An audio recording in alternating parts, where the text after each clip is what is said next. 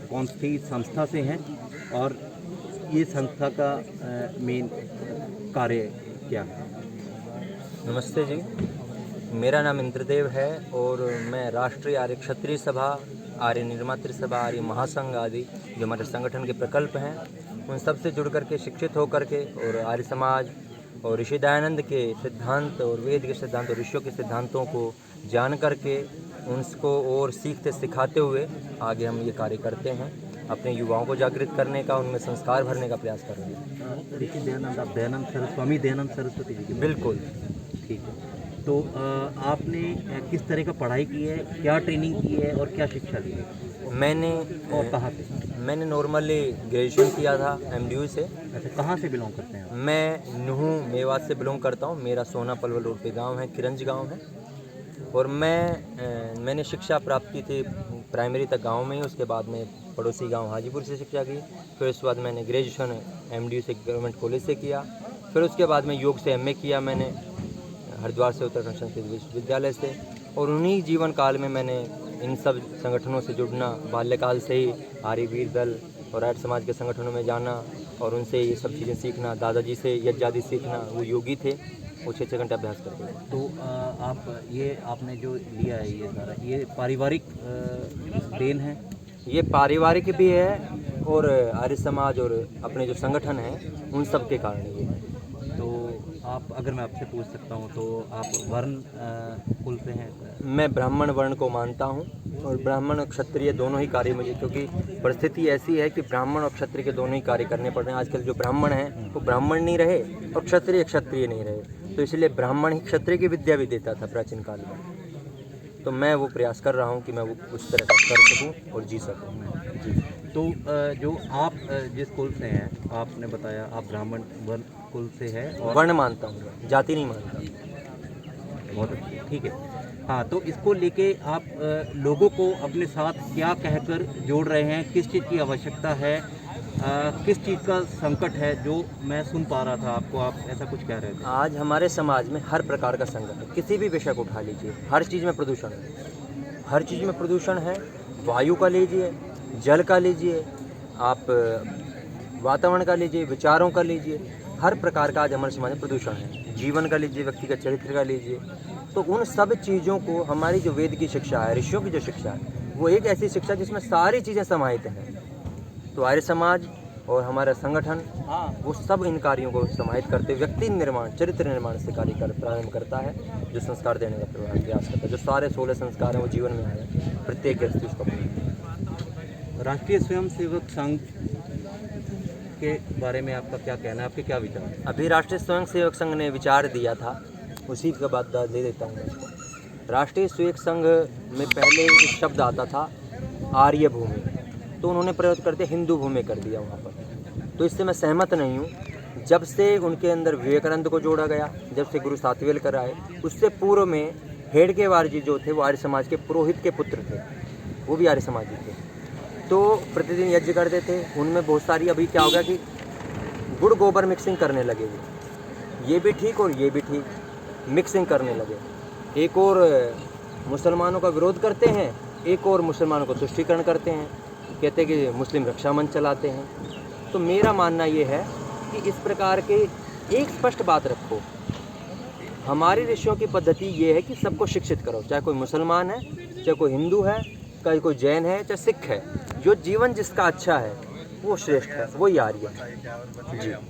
और मुस्लिम समुदाय जो कि 500 साल पहले हिंदू धर्म से ही था, 1450 साल पहले इस्लाम मजहब आया है। वो धर्म नहीं, मजहब कहते हैं, अपना धर्म है ही नहीं। ठीक है। तो अब वो जो सारा मुसलमान जो आवाम है, जो अपने आप को कहते हैं पूरे हिंदुस्तान में, आप उनसे क्या अपेक्षा करते हैं? आपकी अपेक्षा उनसे क्या है? मेरी अपेक्षा सबसे यही है, उनसे ही नहीं, चाहे ईसाई हो, चाहे कोई भी हो संसार, कितने भी मत संप्रदाय से हो, लड़ाई मारकाट सोल्यूशन नहीं है। सोल्यूशन है विद्या, शिक्षा। यदि वो शिक्षित होंगे, समझेंगे कि क्या हमारी मनुष्य जाति की भलाई किस में है, सत्य किस में है, सत्यता, यदि वो सत्यता का जानने का प्रयास करेंगे तो सारी समस्याएं हल हो जाएंगी, मानव जाति आगे बढ़ेगी और उन्नति करेगी। और वो है शिक्षा, और वो ऋषियों की शिक्षा ऐसी है कि मुसलमान के लिए भी बराबर है, हिंदू के लिए सब किसी के लिए बराबर है। यज्ञ किया हमने, सबके लिए वायु प्रदूषण को सबने इसने ठीक किया, मंत्र अच्छे विचार सबके लिए अच्छे विचार है। तो ये सारे विचार ऋषियों के जो विचार हैं वो पूरी मानव जाति के लिए, सब मानव सार्वभौमिक संस्कार हैं। विद्यालय, उच्च विद्यालय और यूनिवर्सिटियों में जिस तरह से हमारी जो हुकूमत है, हमारी जो सरकारें हैं, पिछले जब से आज़ादी आई है और अब तक, आप उस तरह की शिक्षा से सहमत हैं? बिल्कुल सहमत नहीं हूँ मैं, क्योंकि शिक्षा किसे कहते हैं पहले हमें वो जानना पड़ेगा। हमारे ऋषि कहते हैं जिससे विद्या, सभ्यता, जितेंद्रियता और धर्मात्मता आदि शुभ गुणों की बढ़ती होवे उसे शिक्षा कहते हैं। विद्या, सभ्यता, जितेंद्रियता, धर्मात्मता आदि गुणों की बढ़ती होवे उसे शिक्षा कहते हैं। विद्या भी शिक्षा के अंतर्गत आता है और ये 4 गुण भी बताए ये चीज़ें। और इनसे विपरीत अविद्या, अधार्मिकता, अजितेंद्रियता, अपने ऊपर से कंट्रोल नहीं होना, ये सब शिक्षा के अंग हैं। आज की शिक्षा को देखिए, क्या ये समाहित है उसके अंदर? तो शिक्षा ही नहीं है। तो शिक्षा वही है जो ऋषियों की है, जिसके अंदर व्यक्ति का निर्माण होता है। 2012 से जब से भाजपा की सरकार आई है जी, अब तक, अब ये इनका दूसरी बार लोगों ने खुद, देश के लोगों ने खुद उनको दोबारा चुना है, भाजपा की सरकार को, क्योंकि आप इलेक्शन नहीं लड़ते हैं, आपका काम प्रचारक का है। जो लोकसभा में बैठते हैं, जो पॉलिटिक्स में हैं, जो राजनीति में हैं जी, आपको क्या लगता है इनकी सरकार, जो भाजपा की सरकार आई है 2014 से जब से आई है और अभी दूसरी बार आई है, इसमें शिक्षा प्रणाली में वो किस हद तक बदलाव लेकर आए हैं और उनसे आपकी आगे क्या अपेक्षा है? मेरी अपेक्षा तो प्रारंभ में ही थी, क्योंकि हमने बहुत प्रयास किया, क्योंकि अंधों में काना राजा चुनना पड़ता है। जब कोई और ऑप्शन हमारे पास ना हो तो अच्छे लोग जो थोड़ा सा बेटर लगता है कि जो जीत सके उसको जिताना पड़ता है। तो हमारी प्रयास था कि यदि काश मोदी या ये सरकारें प्रारंभ में ही, जैसे बीजेपी आई तो उसी समय में अपनी शिक्षा नीति को लागू करती, ऋषियों की परंपरा को लागू करती, तो आज तक जो समाज में इतना अत्याचार है वो कितना प्रतिशत अपने आप कम हो गया होता। हमारा ये विचार। जी, मुसलमान इस समय दंड के नीचे क्यों आया हुआ है? जिस तरह से जो हालात चल रहे हैं, जिस तरह से पटौदी में भी कुछ लोगों से हमने बात किया, वो कह रहे थे कि ये हमारा आक्रोश नहीं, ये लोगों का आक्रोश है, ये एक हिंदू समाज का आक्रोश है। तो ऐसी क्या बात है? आप थोड़ा सा इसको विस्तार से बताइए। समस्या क्या है? मूल की भूल है, अविद्या लोगों में है, उन्हें ये नहीं पता कि मुसलमान क्या है, हिंदू क्या है। अभी 1450 वर्ष पहले मुसलमान कौन थे? हिंदू थे। और हिंदू भी नहीं है, हम लोग हिंदू भी नहीं है। हिंदू भी मुसलमानों ने जब गुलाम किया, उन्हीं लोगों ने हमें हिंदू कहना शुरू कर दिया। मुगलों ने गुलाम किया तो हिंदुस्तान हो गया, अंग्रेजों ने गुलाम किया तो इंडिया हो गया। और हम हैं भारत को, जब राजवंश के गुलाम हुए तब भारतवर्षी कहलाए। लेकिन इस देश का अपना नाम आर्यवर्त है और हम इस देश के आर्य हैं। हमें लड़ाया गया द्रविड़ भारत और आर्य में, उत्तरी भारत को आर्य में कह दिया, दक्षिण लड़ाई। ये बहुत सूक्ष्म विषय हैं, ये सब विद्या से और ऋषियों की विद्या से दूर होंगे।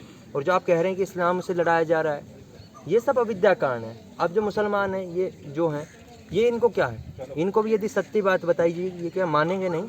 अभी कोई जितने व्यक्ति यहाँ हैं, चोरी करना पाप है, सत्य बोलना धर्म है, असत्य बोलना धर्म है, सबके लिए समान है। लेकिन सबको अपनी दुकानें चलानी है धर्म के नाम की, इसलिए चला रहे हैं। ऋषियों से छूट गए दूर और अपनी दुकानें चला रहे हैं। यही सबका मूल कारण है, अविद्या।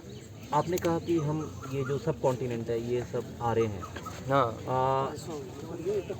ऊपर से लेके, ब्राह्मण से लेके, जो नीचे वर्ग है, जो दलित वर्ग है, जो शूद्र जिसको एक श्रेणी है वेद पुराणों में, तो वो सब आ रहे हैं क्या? हाँ, वर्ण आर्यों के होते हैं। वर्ण 4 हैं, ब्राह्मण, क्षत्रिय, वैश्य और शूद्र। और वर्ण आर्य वह होता है जिसके गुण कर्म स्वभाव अच्छे हों। शूद्र उसे कहा जाता है जिसको पढ़ाई से भी पढ़ाई ना आए, अर्थात चाहे ब्राह्मण का बच्चा है तो वो भी शूद्र है। क्षत्रिय का बच्चा यदि ब्राह्मण की योग्यता रखता है तो वो ब्राह्मण हो जाएगा, और योग्यता नहीं रखता तो वो भी शूद्र है। अर्थात वर्ण व्यवस्था योग्यता आधारित है। तो समाज में ये चीज़ मानी नहीं जा रही है और बहुत उथल पुथल हो रहा है। ये सब वेद विद्या और ऋषियों और गुरुकुल पद्धति को नाश होने के कारण से महाभारत का नाश हुआ। महाभारत के बाद में बौद्धिज्म सब हानि हो रही है। लोग मंदिर जाते हैं, मस्जिद जाते हैं, गुरुद्वारे जाते हैं, गिरजाघर जाते हैं, जी, तो उसमें आपको कुछ आपत्ति है? मेरी किसी से कोई आपत्ति नहीं है। मेरा सीधा सा कहना ये है कि परमात्मा सर्वत्र व्यापी है। परमात्मा सर्वत्र व्यापी है तो और हम कहाँ रहते हैं? हम अपनी आत्मा में रहते हैं, और हमारा और परमात्मा का मेल हमारी आत्मा में होता है, बाहर नहीं। चाहे कहीं भी चले जाइए आप, मूर्ति से आप उसको ग्रहण कीजिए। जो भी आदर्श व्यक्ति थे, श्री राम थे, उसके जीवन को देखिए, उस जीवन को अपने जीवन में लाए उतारिए। कृष्ण के जीवन को उतारिए, हनुमान जी के जीवन, ब्रह्मचर्य को उतारिए। आदर्श का सदुपयोग करें। पूजा का अर्थ होता है किसी भी वस्तु का सदुपयोग करना ही पूजा है। हाँ, तो मेरा दुरुपयोग अपूजा है। मेरा सवाल यही था जी। कि जो चाहे वो आर्य समाज के मंदिर हो या सनातन धर्म के मंदिर हो, चाहे वो गुरुद्वारे हो, चाहे वो शिया सुन्नी की मस्जिद हो, चाहे वो कैथोलिक चर्च हो, तो इन सब के बारे में आपका क्या कहना है? ये लोग जो अपनी अपनी जाके अपने मन से अपनी समझ के अनुसार जो ऊपर वाले की जो प्रार्थना करते हैं, उनसे कुछ मांगते हैं, तो हाँ, ये अलग अलग भिन्न भिन्न सेगमेंट है। इस विषय, ये थोड़ा विषय लंबा है। हाँ, कहीं प्लीज। तो मैं इसको खोल सकता हूँ जी, तो उसके लिए समय देना आपको पड़ेगा। लेकिन छोटे समय में ही हाँ, खोलूंगा छोटे इसको। समय में उसका जो दे देता ऑब्जेक्टिव हूँ, होगा वही हम वैज्ञानिक दिखा तथ्य से बताऊंगा आपको। संसार का छोटे से छोटा कण ले लीजिए, जिसके आगे टुकड़े ना हो सके, ठीक है? उस टुकड़े से आगे क्या आएगा बताइए? क्या आएगा उस टुकड़े से? निराकार। क्या आएगा? तो निराकार होता है व्यापक, फॉर्मलेस। जो फॉर्मलेस होता है वो ही अनंत होता है। क्या होता है? अनंत। और अनंत ही सब जगह रह सकता है, निराकार ही सब जगह सर्वव्यापक हो सकता है। जो सर्वव्यापक हो सकता है वो ही सब कुछ जानता है, और यही परमात्मा के गुण और लक्षण है। अर्थात एक आत्मा एक देशी है, परमात्मा सर्वदेशीय है। लोगों में भ्रम है कि आजकल लोग कुतिया के मंदिर, काली कुतिया का मंदिर है मध्य प्रदेश में, उसको पूज रहे हैं, वो भगवान मान लिया उसको। राजस्थान में बुलेट का मंदिर है, उसको भगवान मान लिया। कोई मस्जिद में मारकाट कर रहा है, कोई मंदिरों पे मारकाट कर रहा है, कोई गुरुद्वारों के नाम पे मारकाट कर रहा है, स्थानों के नाम मारकाट कर रहे हैं, नामों के ऊपर मारकाट कर रहे हैं। ये धर्म नहीं है। धर्म तो कर्तव्यों का नाम कर्म है, जो करने योग्य कर्म है उनका नाम धर्म है। ये जीवन शैली है। तो धर्म और ईश्वर को जानने का विषय है, समझने का विषय है। बिना बुद्धि के ये समझे नहीं जा सकते। तो यदि ये करना चाहते हैं तो आप, हम प्रति सप्ताह ये कार्यक्रम करते हैं गूगल मीट पे लाइव। 2-2 घंटे के हमारे 6-8 सेशन होते हैं। पहले 4 दिन हम केवल भूमिका प्राइमरी क्लास देते हैं, और उस क्लास के अंदर ये सारे विषय होते हैं। आज योग के नाम पे हो रहा है, योग के नाम पर आज एक्सरसाइज कर रहे हैं लोग, कह रहे हैं योग है। टांग वैसे उठा दी वो योग है, वो मोड़ दी ऐसे घाल दी नाड़ी पीछे वो योग है। योग का ही नहीं पता, कोई दिक्कत नहीं, चली जाए। तो आप बताइए, कोई नहीं जान। हाँ, वही सवाल मुझे ये लग रहा है कि मैंने जो सवाल किया था वो मेरे उस समझ के हिसाब से अधूरा रह गया है। मैं बात कर रहा हूँ कि लोग मस्जिद जाते हैं लोग, और अपने अपने धर्म के स्थानों पर जाते हैं, उनके बारे में आपका क्या हाँ, कहना है? मेरा उनके के बारे में एक मानना ये है कि उन सबको एक बार ऋषियों को जरूर उठा के देखना चाहिए। किनको? ऋषियों को, कि ऋषियों का मंतव्य क्या है। क्योंकि सबसे प्राचीनतम पुस्तक हमारे ऋषियों की है, और ऋषियों ने सबसे पहले बताया। अभी हम सूर्य की दूरी नापते हैं, हमारे आर्यभट्ट का जो पुस्तक है, साइंटिस्टों से पहले हमारे ऋषि मुनियों ने वो दे दी। भूगोल, पृथ्वी गोल, पृथ्वी का ज्ञान दे दिया। त्रिगोमेट्री वो दे दिया, अक्षरों का ज्ञान, गिनती का ज्ञान, हमारे नक्षत्रों का ज्ञान, हमारे समय का ज्ञान, हमारे कैलेंडर, सूर्य कैलेंडर, चंद्र कैलेंडर, और हमारी परंपरा 1,96,8,53,122 वर्षों से चल रही है। सबका विज्ञान और प्रूफ है। केवल सब मतांतर के लोग, एक बार हाथ जोड़ के प्रार्थना करता हूँ, एक बार इस विषयों को, सब बातों को झोल करके, सोच करके, छोड़ करके, और चीज़ों को एक बार सोचने का प्रयास करें कि ये चीज़ भी कोई है, ऋषि मुनि कुछ है या नहीं है। फिर अब मन मर्जी कुछ भी करें, एक बार सत्य को जरूर जानें। हाँ, मेरा तो प्रयास है। ये बात बाहुबल से तो किसी को समझाई नहीं जा सकती। देखो जी, मैं आपकी बिल्कुल ठीक बात है। नहीं, बाहुबल पूछ रहा हूँ नहीं, केवल शिक्षा, मैंने पहले ही कहा, मेरा मुद्दा है शिक्षित करना। विचार सबसे पहली क्रांति है, और विचार ही वो है। दंड तो तब प्रयोग किया जाता है जब व्यक्ति बिल्कुल ही आपे से बाहर हो जाए। उदाहरण के तौर पर श्री कृष्ण के सामने गाली दी थी किसी ने, कह दिया कि 100 गालियों से आगे जब पार हो जाएगा तो तेरा इलाज कर दिया जाएगा। दुष्टों को एक सीमा होती है। अब पुलिस है, ये भी खड़े भाई साहब, यदि हम कुछ गलत करते तो ये भी हमें कुछ कहते और ज़्यादा। इन्होंने ये भी पहले सोच रहे थे कि यार ये कैसे हैं, क्या करेंगे, पटौदी वाले सीन को सोच रहे थे, लेकिन उन्होंने जब यहाँ देखा तो ये भी हर विषय को सोच रहे हैं कि इनकी बातें कितनी विशेष हैं, हर विषय पर कितनी गहरी सोच रखते हैं ये लोग। इनका कार्यक्रम इतना व्यवस्थित है, कोई गाली नहीं, कोई अभद्रता नहीं, कोई बोलने में कोई हर में कंट्रोल है। तो हमारा ऋषियों का जो शिष्य होगा और परंपरा होगा, जो धर्म का मान, अभी क्या हिंदू धर्म नहीं, धर्म केवल धर्म है ना, हिंदू धर्म है ना मुसलमान धर्म है, धर्म केवल धर्म है। ये चीज़ें जाननी होंगी, ना धर्म मुसलमान का ना हिंदू का है, वो तो संप्रदाय है सारे, केवल धर्म तो धर्म ही है, कर्तव्य ही धर्म है। करने योग्य कर्मों को धर्म कहते हैं, तो करने योग्य नहीं वो धर्म है, सीधी सी बात है, ये सबके लिए है। जिस तरह से आप यहाँ लोगों को बता रहे थे, समझा रहे थे, एक्सप्लेन कर रहे थे, तो पटौदी में जिस तरह से जिस तरह से लोगों को कहा गया, हाँ, तो आप जितना हुआ, इवन कि यहाँ तक भी कहा गया कि मुसलमान को काटने का बात हाँ। हुई है तो वो बात किस तरह से रखनी चाहिए थी, वहाँ पर नहीं रखी गई। आपको बात क्या इस लगता है तरह से गलत कैसे है वो गलत ऐसे है कि किसी को भी ऐसे हिंसात्मक बोलना वो ठीक नहीं है। अभी वो मारने काटना शुरू कर दे, चलो मान लिया जा, कर दिया, कितनों को मारेंगे, कितनों से लड़ेंगे, एक दो को मारने से कुछ नहीं होता। व्यवस्था ये सब चीज़ें शिक्षा से होती हैं, विद्या से होती हैं। अभी उनको बैठ करके समझाएंगे, विद्या समझाएंगे। सरकार इस चीज़ में बीच में भूमिका ले कि भाई धर्म ये है और अधर्म ये है। मैं तो मेरे जो ऋषिदान थे उन्होंने क्या किया, हमारे जो ऋषि थे वो क्या करते थे, राजाओं के पास जाते थे और धर्म सत्य धर्म का निर्णय कराते थे। भाई राजा जी प्रजा के लिए सत्य सत्य धर्म का निर्णय कराइए, ये धर्म है, ये अधर्म है। और आज सारे लड़ाइयाँ इन्हीं मजहबों के कारण ही तो हो रही हैं। यदि सत्य धर्म का निर्णय हो जाए, इन भाइयों को परेशान भी ना होना पड़े, पुलिस भाइयों को। व्यक्तिगत ये वैदिक ऋषियों की परंपरा, यही धर्म है। मनुष्य जो आम लोग हैं, आम आदमी है, वे तो मनोभाव की बात करता है, मनुष्य बनो। जो आम आदमी है, मनुष्य जो आर्य धर्म में विश्वास रखता है, जो अपने आर्य धर्म नहीं, आर्य कहते हैं श्रेष्ठ को, धर्म केवल धर्म ही है। जो अपने विश्वास रखता है, जो अपनी धारणा में विश्वास रखता है, कोई भी हो सकता है जिसमें श्रेष्ठ गुण है। सभी आ रही है। जो रखता है, जो मन से सच्चे दिल से वेजिटेरियन है, जिसको तकलीफ होती है देख करके जब गाय का वध होता है।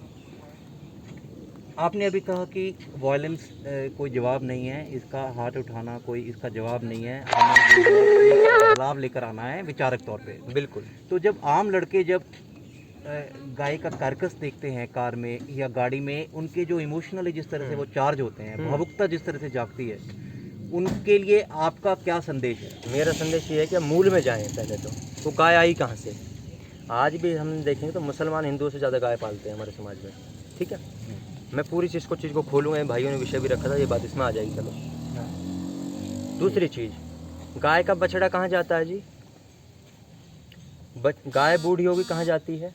गाय ही छोड़िए, भैंस का दूध आज हिंदू समाज ज़्यादा पीता है गाय से, तो उसके दूध से हमारे जीवन नहीं बन रहा क्या? वो माँ के तुल्य नहीं है?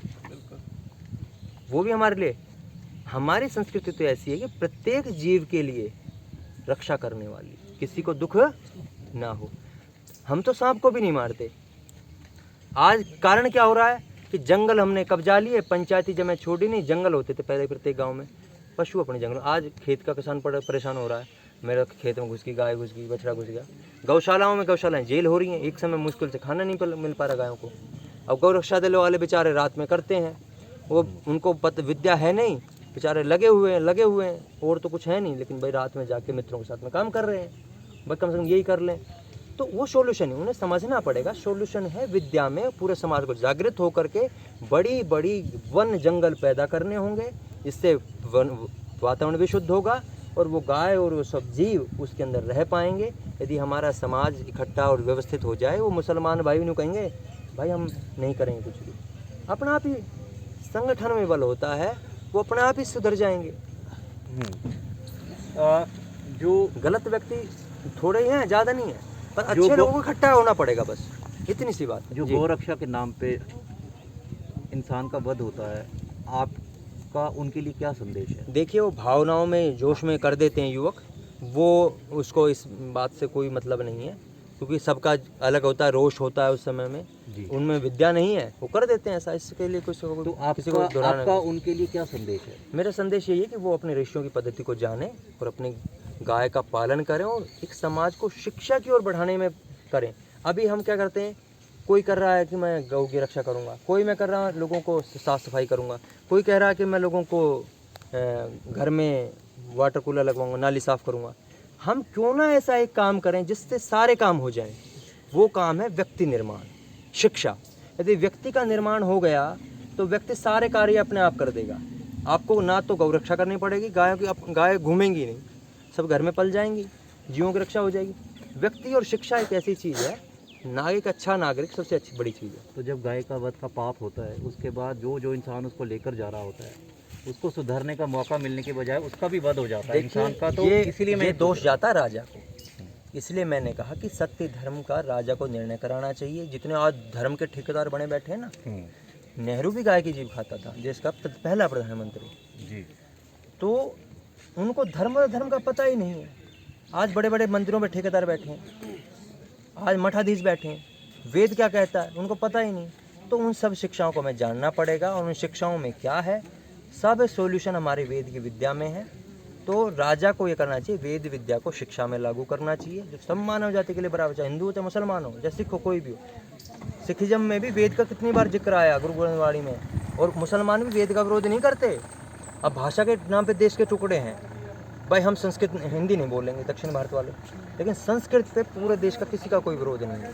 देश की भाषा संस्कृत कर दी जाए, देश एक सूत्र में पुर जाएगा, और ऋषियों की शिक्षा पद्धति जोड़ दी जाए, देश एक सूत्र में पुर जाएगा और सारी समस्याएं खत्म हो जाएंगी। मेरी एक भाई से मैं आप ये तो जिक्र आप पूछ लेते हो क्वेश्चन है कि भाई जो है ना उसके बारे में हिंदू मार। मुझे मैसेज आया था, वो मैसेज पढ़ करके जैसे आप यहाँ आपका कर्म अपना कर रहे हैं, मुझे लगा कि हाँ बतौर पत्रकार मुझे यहाँ जाना चाहिए, जानकर, क्योंकि मैं लिखता हूँ, मैं समाज पर लिखता हूँ, मुझे यहाँ जाना चाहिए, जा कर के जानना चाहिए और उनसे बात करनी चाहिए और बातों को समझना चाहिए, जैसे कि ये कह रहे हैं। वो मैसेज है, जय श्री राम। सभी भाइयों को सूचित किया जाता है कि बढ़ते हुए मुस्लिमों के आतंक को मुंह तोड़ जवाब देने के लिए गांव-गांव में क्षत्रिय योद्धा तैयारी के लिए कल रविवार 11 जुलाई 2021 को सुबह 7:30 बजे गांव जुनियावास, जिला गुड़गांव की चौपाल में मीटिंग का आयोजन किया जा रहा है। सभी हिंदू योद्धा भारी संख्या में पहुंचे, धर्म की लड़ाई में अपना सहयोग दें। ये जो मैसेज गया है लोगों को, आप इससे सहमत हैं? पहली बात तो मेरे फ़ोन चेक कर सकते हैं, मेरे पास एक मैसेज नहीं आया। नहीं, मैं देखिए शर्मिंदा मत कीजिए ये बोल के। नहीं, मैं सुनिए मैं ये कह रहा हूँ, ये मैं मेरी बात से सुनिए ना पूरी एक बार।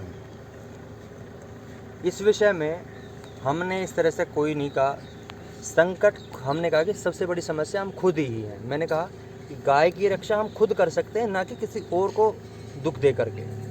तो हमारे समाज को खुद जागृत होना पड़ेगा। हमें बड़े बड़े जंगल बनाने होंगे जिससे प्रकृति का दोहन ना हो और जीव रक्षा उसमें हो सके। जो आपने बात की कि हम सुरक्षा की बात, हमारा उद्देश्य है अपने युवक को प्रशिक्षित करना विचारों से। सबसे पहले हम युवक को करते हैं विचारों से प्रशिक्षित। जब विचारों से प्रशिक्षित हो जाएगा तो फिर उसे हम अस्त्र और शस्त्र की भी शिक्षा देते हैं कि जिसका उसका वो सही सदुपयोग कर सके।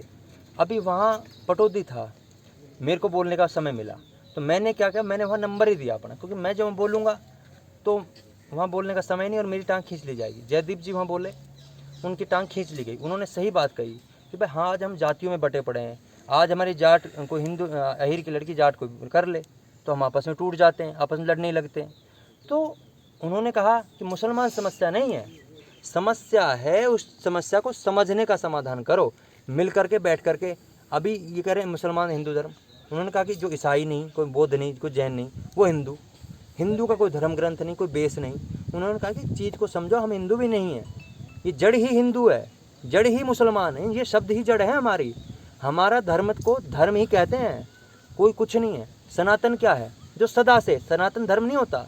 सदा से जो है वो क्या है, हमारे कर्तव्य जो शुभ कर्म है करने के, जो हमारे पूर्वजन के, वही हम करें, वो धर्म है। सनातन केवल धर्म नहीं है, धर्म ही केवल धर्म है, कर्तव्य। तो इन चीज़ों को बारीकी से समझना पड़ेगा, ये बड़े सूक्ष्म विषय हैं। आप संघ से जुड़े हैं? मैं संघ में भी देखा, मैंने संघ में के लोगों से भी जुड़ता हूँ, मैं मुसलमानों में जाता हूँ, मेरे गांव में मुसलमान भी आते। मेरी सबसे यही रहती है कि सत्य को जानिए, परखिए और आगे बढ़िए। मेरा सवाल बतौर पत्रकार सीधा था। हाँ। आप संघ के सदस्य हैं? नहीं, मैं संघ का सदस्य नहीं। ठीक है। कुछ और आप कहना चाहे 1-2 मिनट में, और वो आप कह दीजिए। मैं सबसे एक ही जो लोगों के लिए मैं सबसे एक ही प्रार्थना करूँगा, हमारे जो ऋषियों की वेद विद्या है, उस वेद विद्या को यदि आप जानना चाहते हैं तो उस वेद विद्या से जुड़ने के लिए मेरा नंबर है 9466303899। उस नंबर पे मेरे से जुड़ें। मैं आपको प्रयास करूँगा और आप भी कोई अच्छी चीज़ बताएंगे उसको मैं भी सीखूँगा, जिससे समाज और मानव जाति की उन्नति हो सके। हमारी नीति है कृण्वन्तो विश्वमार्यम अपगनन्तो और आवड़ः, अर्थात पूरे संसार को श्रेष्ठ लोगों का बनाना है और संसार से बुरे लोगों का नाश करना है। पटौदी में बोले थे आप? मैं पटौदी में बोला था जी। जी, लेकिन आपको कहीं ना कहीं तो विचित्र लगा होगा कि ये जो मैं वहाँ पे वहाँ पर चुटकुले सुना दिए गए लोगों को भड़काऊ बोल करके, और वहाँ पर मजाकिया तौर पे ये कर दो, मार देंगे, काट देंगे, उससे क्या होना है? तो उनसे जो कुछ समाधान नहीं है, समाधान है विद्या और शिक्षा में। तो इसलिए बार बार मैं प्रार्थना कर रहा हूँ कि विद्या से जुड़ें, फिर आगे हम आप सबको बताएंगे सब चीज़ें। आप भी वो कक्षा करें, हो सके तो 2 घंटे का समय दें। ये भी आप सबसे भी मेरा निवेदन है, आप जाने तो सही, करके तो देखिए, फिर निर्णय लीजिएगा। क्योंकि 1-2 घंटे में 10 मिनट के सेशन में मैं नहीं बता सकता। क्योंकि विद्या तो अभी कोई बिल्डिंग बनाते हैं उसमें महीनों लग जाते हैं बनाने में, लेकिन निर्माण धीरे धीरे होता है। लेकिन विकार, बिल्डिंग को एक बम लगाया आपने, टूट जाएगी। निर्माण धीरे धीरे होता है और विकार एकदम से आ जाता है। Don't was something. ये सीके विजय कुमार, ये तमिलनाडु से है। तो बहुत बढ़िया, मैं वहाँ भी गया हुआ हूँ। आज यहाँ पर क्या हुआ था और आप क्यों आए थे यहाँ पर? आज हम यहाँ पर अपने मित्रों को, जो वहाँ पर हुआ था वहाँ पर हम अपने विचार नहीं रख पाए, और उन सब मित्रों को सही दिशा मिले